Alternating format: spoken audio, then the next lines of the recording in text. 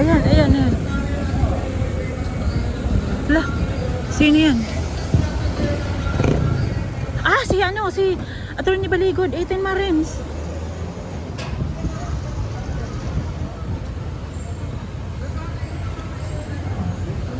Marines, nandito.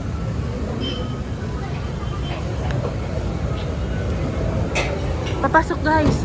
Ang 18 Marines biglang dumating.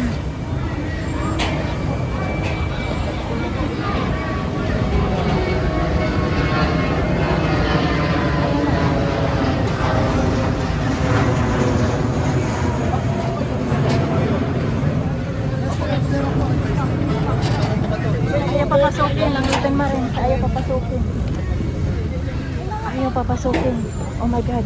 Dito tayo. Cellphone muna.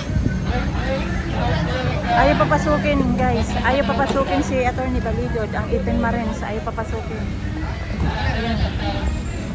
Ayaw papasukin. Nandito dumating na si Atty. Baligod.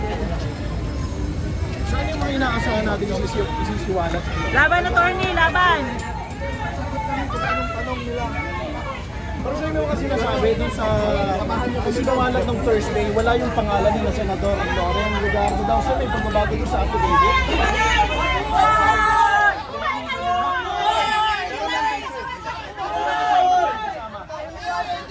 Ayan na dito, 18 Marines. Mabuhay! Mabuhay ang 18 Marines! Huwag kayong magpaano, magpapunter! Huwag kayong magpapunter, sir! Salamat sa panindigan, sir! Mabuhay kayo! Nandito lang kami dyan! Nakasaport sa inyo! Dito lang kami, sir! Nakasaport sa Saludo sir! Kaya ba kayo sir? Nandito lang kami dyan! Nakasaport namin sa inyo! Para sa bayan! Para sa bayan!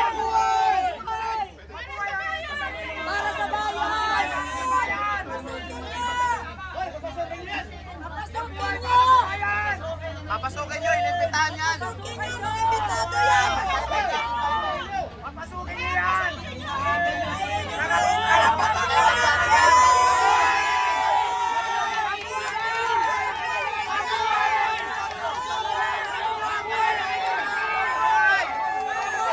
Thank you! Thank you! Maraming salamat po!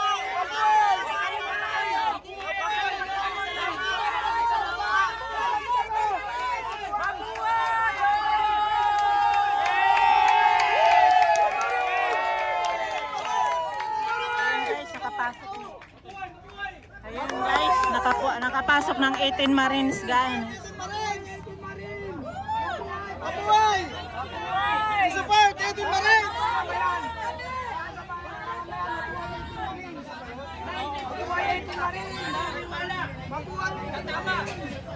Ayun guys, nakapasok ang 18 Marines. Ayun, lumalaban. Hindi, o tingnan mo, hindi sila tatago. Sana manindigan. Usapin na po ito ng bayan at mamayan. Oh! Salamat sa paninindigan. Salamat sa paninindigan ng 18 Marines. At patuloy silang lumalaban para sa bayan at mamayan. Actually, ito hindi na usapin ng politika. Usapin na ito ng bayan at mamayan. Sana po, panindigan sila sa loob. Salamat, bayan. Salamat po. God bless Philippines. Pilipinas. God bless Sara Duterte. No kidnapping for Senator Ronald Mendoza. No kidnapping for Senator. Like and share po, nakapasok na po ang 18 Marines. Nasa loob na. Mahalin natin ang Pilipinas. Paunlarin natin ang Pilipinas. God bless Philippines. Nakapasok na guys. Why are the 18 Marines not allowed? Pinapasok na. Ayun guys, like and share po, like and share. 100 likes po, pa 100 likes. Ayan, madilim na Ito ng mga buwaboy. Buhaya sa kapal ng balat. Baboy kung lumangon ang pondo ng bayan. Inoccupy nila without the proper official voting. Ginawa nila yon dahil ayaw nilang magpatuloy ang investigasyon sa Committee Blue Ribbon. Kaya ginawa nila, sila mismo ang nagsasabi na sila daw ang lehitimo na Senate President ng Chadian. Committee Chairman ng Blue Ribbon, Senator Erwin Tulfo. Yan po ay mga peke. Point and rule. Hindi po totoo yan. Hindi kami naniniwala na kayo ang liderato ngayon.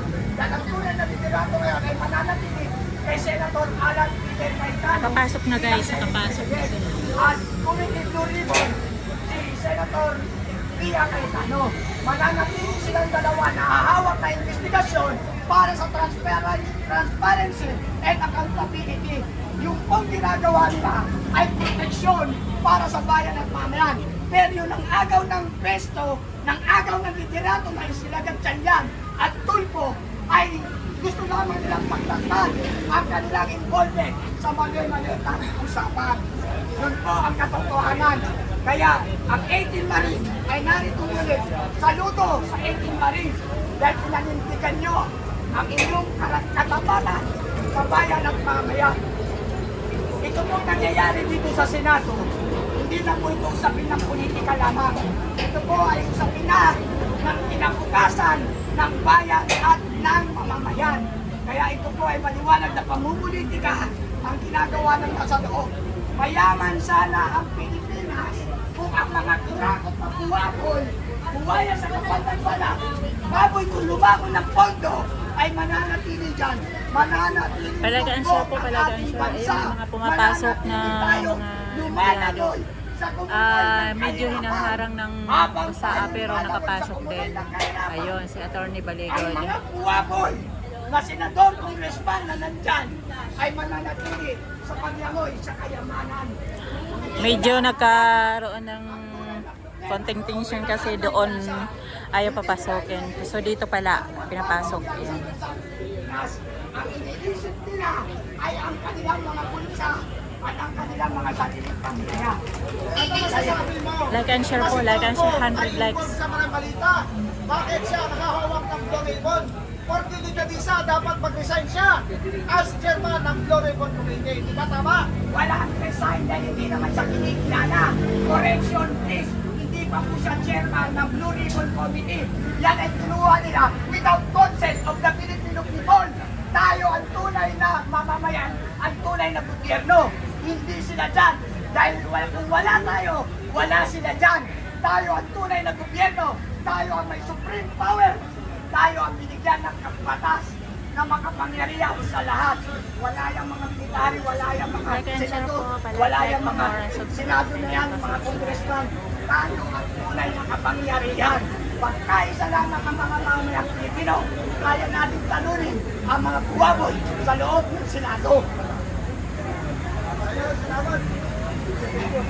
Ayan, at least nakapasok ang 18 Marines. So ngayon, abangan natin yung kabanata sa loob. Ano kaya? Dahil sila ang maghahayag ng katotohanan. Dahil sila ang may personal knowledge para Invited sino ba talaga ang tunay na involved. Alam niyo kung tutusin, kawawa na ang bansang Pilipinas. Kaya kailangan natin magkaisa.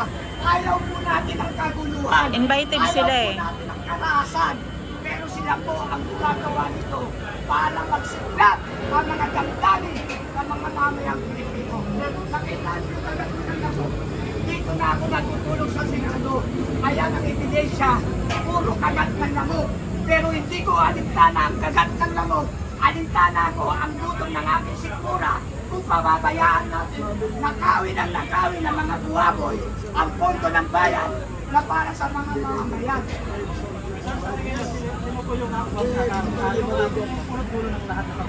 Yun, si Attorney Baligod kaya pala doon hindi sila pinapasok doon kasi sasakyan yun, nakasasakyan. Eh dito sila pinaglakad doon sa loob.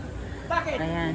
Chine-checkpoint kasi yung chine-checkpoint nila yung bawat pumapasok. Lahat yan mawawala. Ayun na. Lahat yan susurin ng bahay.